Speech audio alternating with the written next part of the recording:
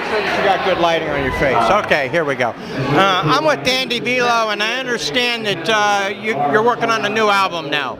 It's done, actually. Oh, it is. It'll be out to the general public in about 6 weeks or so. We've got a couple of hurdles we got to jump through to figure out exactly where it's going to land. But yeah, we're done and we're ready to go. Okay, now which song are you pushing to come out first? That you guys are going to have to wait. You guys are going to have to wait. We're really, really excited. That's the best problem to have with a project is there's really, out of the 6-song EP that's coming out, there's 3 that are being considered for the first single. I see. Okay. And so to know, it's a great thing. And so to know that you have that much depth for your lead single, let alone for the singles to follow that, because we're going to put out a full album here shortly thereafter. So it's going to be a great experience. Do you know what the title of it is? The title is the Blue Collar Cruise EP. Okay, so you guys be on the lookout for that, and we're not going to enjoy these gentlemen, but thanks a lot for joining us. Absolutely, no, it was a complete God thing that it worked out, but it worked out. So here we are. Yeah, it's good to see you again. Good to see you. Thanks for having us. Thank you very much. But anyway, so I took a trip downtown to Nashville and parked my car and walked around for about 3.5 or 4 hours, never saw a soul that I knew, and just talked to a couple of people that I didn't know before and never saw them again.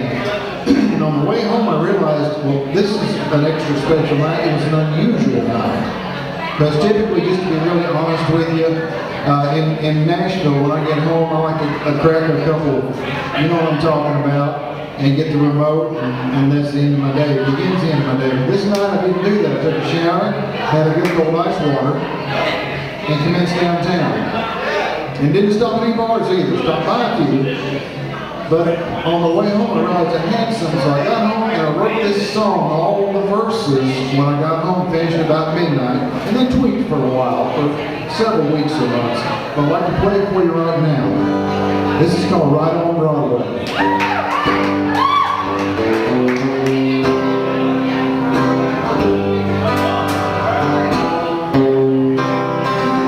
Well, I had one of those days for weeks, and I just had to get some air. So one night I drove down to Nashville to see what's going on down there. I parked along 3rd Avenue and stepped out to this summer breeze. And as I'm walking up toward Broadway, birds were singing in the trees, and I'm like,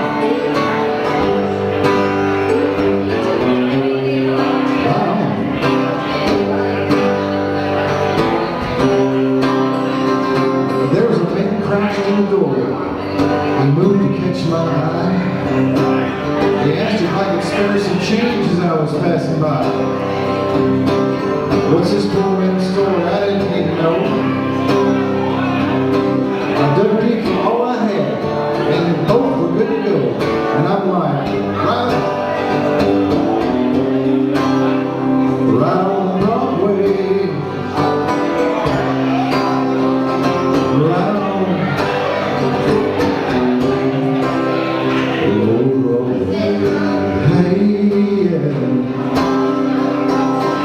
Bar bands blasting covers, Little Haggard and ZZ Top.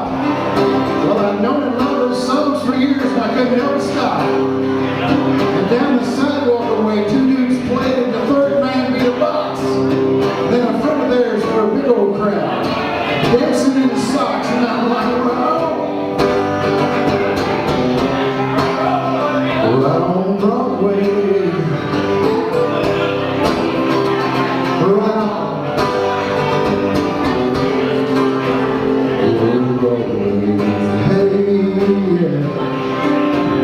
There was a man bound for a mission, paid me up for 4 bits. Said his taking a city bus and needed change for him. I said, sorry man, I wish you well, but I can't make you fair. See, I gave the last of all I had. The dude at the door over there, he looked at me and said, whoa! Right on Broadway.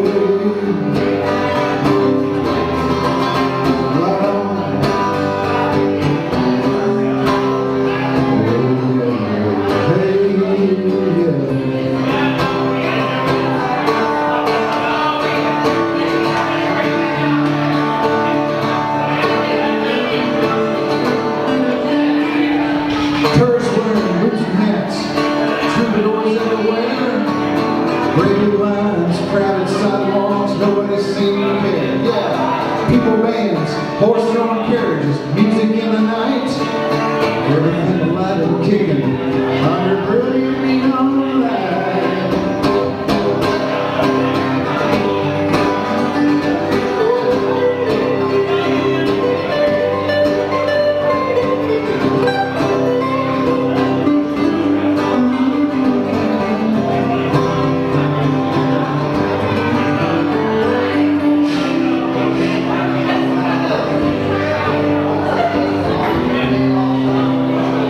You know, there's waves of expressions that has come and gone through the years.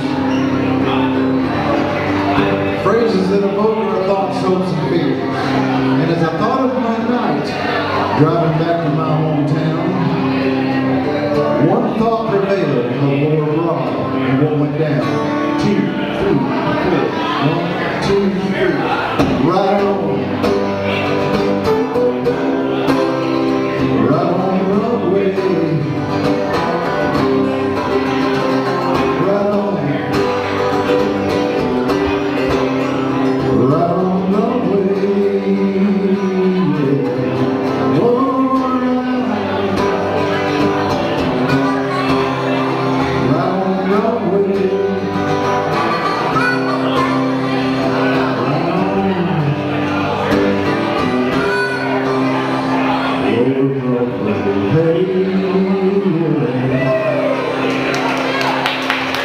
Thank you.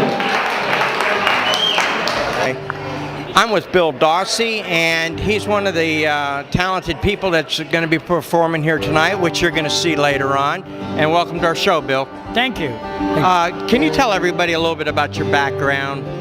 Yes, I was paroled recently, and I feel really good about it. Now, I just played music all my life. I did a lot of other things in life, but I just played music all my life. Once that's in you, you're done. You don't have a chance. You're always going to play. And I just was fortunate enough to get better at it and play with really good people and to write a few songs, make some albums, get on the radio, and I'm just lucky to be here.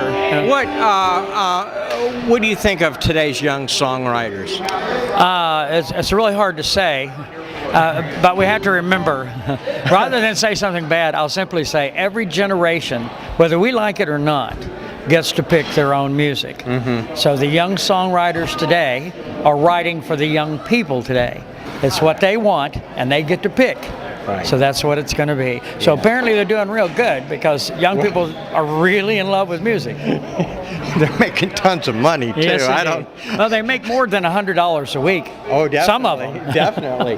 Now, I understand that you're playing around in a group now. Oh yeah, I play in a band called Electric Mullet, and which we just took that name. It's almost like a joke, but it's Ricky Lee Phelps, Grammy winner, CMA Award winner. David Glencoe, who's been on 16 albums. Randy Whittier, who's toured with everybody. And me, I don't know how I got in there. If I hadn't started the band, they would not have let me in it. But it's a really good and a very popular band. We draw large crowds and we have a lot of fun. That's the point. We made an agreement that we wouldn't get on a bus, we wouldn't have an agent, we wouldn't have a manager, we'd never go on tour. It's just for us, just for those four guys. Are you guys cutting any songs together? We started to do an album. We're supposed to do a TV show, and we're supposed to do a new album of new music for it. And we got about halfway into it, and everybody came to my house, and we were using my studio at the time. And everybody felt like it was too much, it was just pushing too hard. It's not going to be good. Yeah. So we called them up and canceled it, and we never have raised the subject again. Oh, okay. Because it broke that line of, it's just for us, we're going to have some fun. Yeah. All of a sudden it went back to the old pressure days, and nobody wants that. Nobody in that band. Well, I could definitely relate to that. And I want to thank you very much for taking the time to talk with me and our viewers. Thank you for having the interest to even ask. I really appreciate it. Oh, okay. It's my pleasure. Thank you very much. Have a great day. I hope you enjoy what we do. Okay.